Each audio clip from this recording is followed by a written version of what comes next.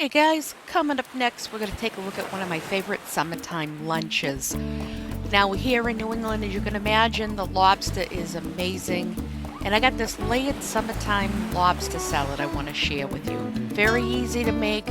And once that lobster goes on sale, drive it like you stole it. For the recipe, head on over to kcknh.com.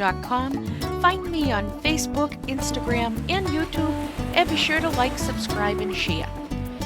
Now, we are definitely spoiled rotten over here in New England, and our cousins to the north in Canada, we have access to some of the most amazing and incredible seafood, including lobster.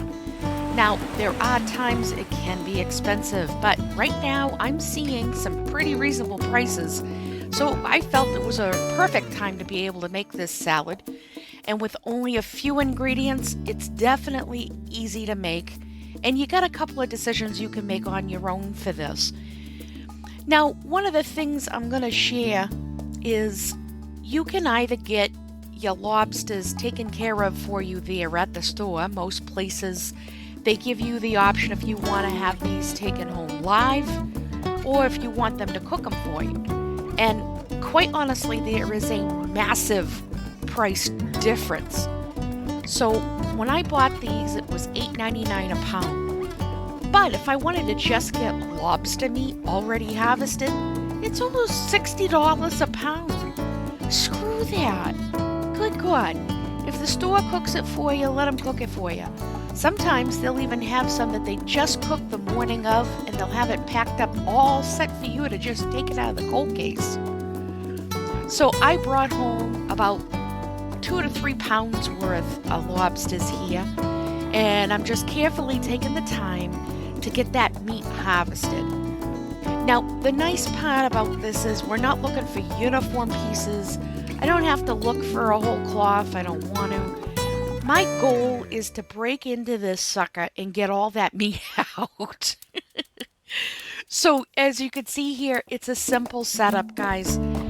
Now, we definitely want to make sure we're harvesting as much meat as possible because clearly you're only getting about 3 to 4 ounces per 1 pound estimate.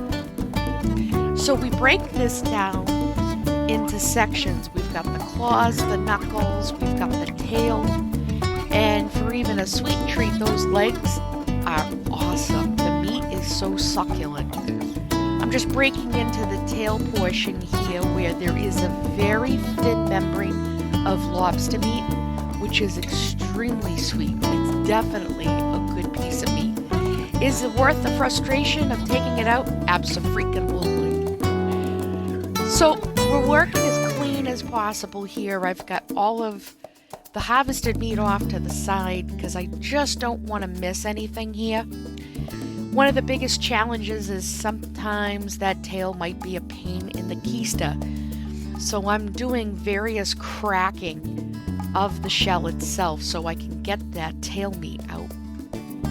And as you can see here, we want to be able to make sure that we're removing the intestine. That's coming out nice and easy. And then of course the back side here, sometimes there's going to be some hidden, well, you know what goes into an intestine now. I don't have to say that for you. And just simply remove it. It's not that bad. Sometimes your lobsters might have quite a bit, while others not so much. You may run into some coral or roe.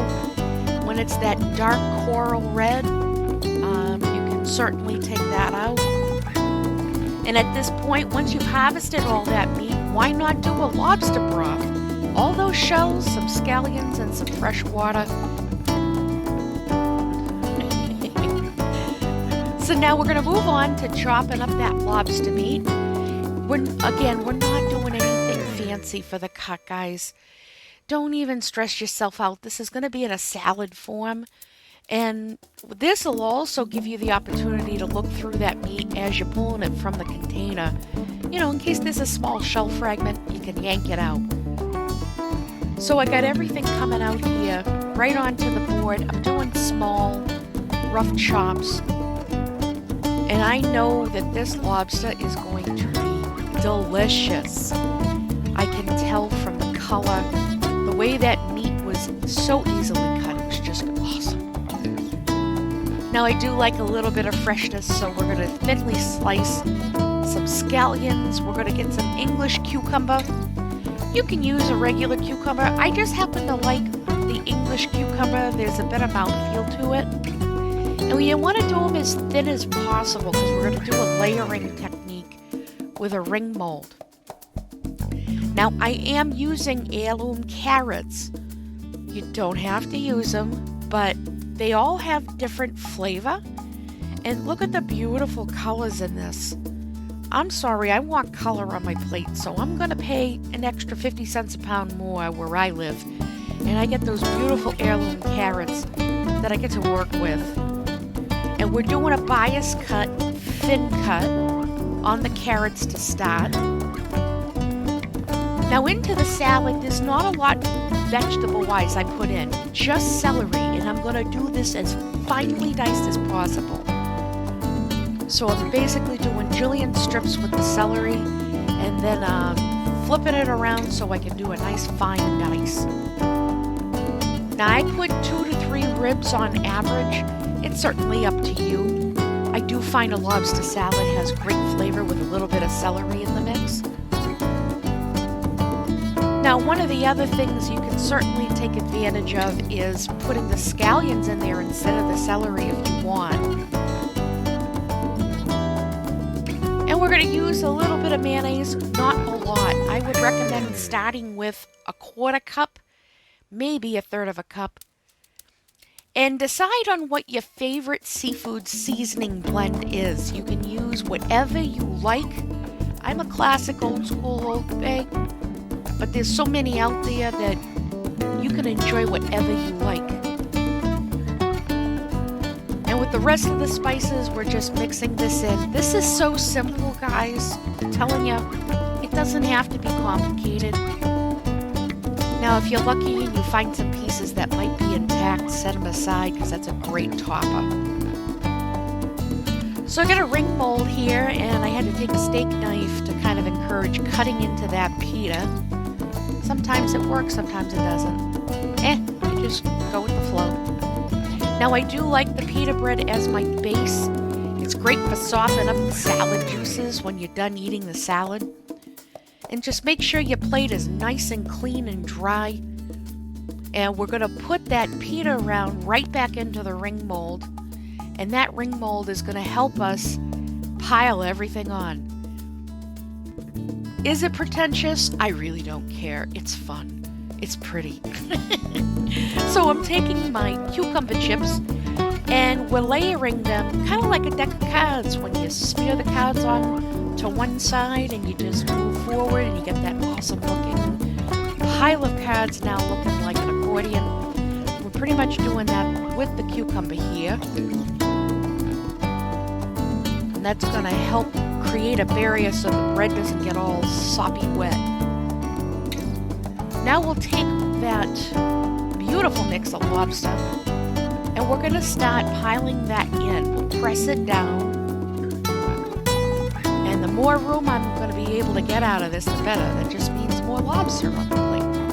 And no one's complaining, let me tell you. So we've added the scallions to the very top of this because clearly I'm at the top of that ring mold and I got no more real estate. So we'll remove that ring mold and we can go ahead and finish doing the topping of that lobster there. That's that piece that I found. Beautiful red color coming through. And I'm going to take my carrot chips. I'm going to cut into this julienne style so we got some matchsticks happening. And I love the color around this salad. The carrots really do give you a nice crunch. Different varying flavor profiles, sweet, savory. And truth be told, guys, this is the nicest, lightest salad you could have. Perfect for a hot day, especially if you don't want a big meal. This definitely will be very satisfying for you. I certainly hope you'll enjoy this easy recipe. It's delicious, guys. Thanks for joining me, and I certainly hope you have a wonderful day. Happy cooking, and take care.